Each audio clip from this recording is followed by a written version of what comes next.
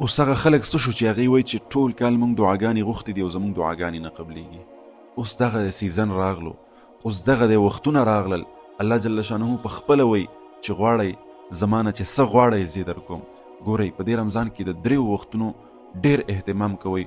په دې کې الله جل شانه ستاسو دعاګانې ډېرې په کثرت سره قبلوي او الله جل شانه په خپله آواز کوي چې څه ضرورتونه مې زما نه وغواړئ چې زه درته پوره کړم، څه حاجتونه لرئ، څه مشکلات په زندګۍ کې لرئ. نو د هغې وختونو نه یو وخت دا د پېشمني وخت دی. زه تاسو ته دا ریکویسټ کوم چې د دې پېشمني په وخت کې د دوو لویو عظیمو نعمتونو نه تاسو خپل ځان برخمن کولی شئ. یو دی پېشمني ته چې کېناستئ لاس اوچتوئ، که په اول کې که په آخر کې، نو دعا د خپل رب نه غواړئ. په دغه وخت کې الله جل شانه دعا قبلوي.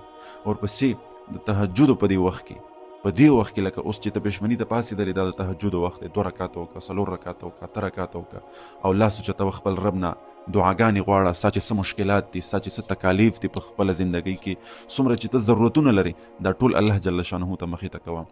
دریم وخت ډېر لوی او عظیم وخت هغه د روژه ماتي وخت دی. روژه ماتي په وخت کې الله جل شانه د خپلو روزهدارو بندګانو دعاګانې قبلوي او ډېرې زیاتې په کثرت سره قبلوي. نو کوشش دا کوئ چې د دعاګانو ډېر اهتمام کوئ. دغه رمضان دی، زموږ او ستاسو سیزن دی، دغه میاشت په موږ او تاسو راغلې ده. تېر کال که تاسو خیال وکړئ ډېر خلک زموږ سره په دې رمضان کې شریک وو.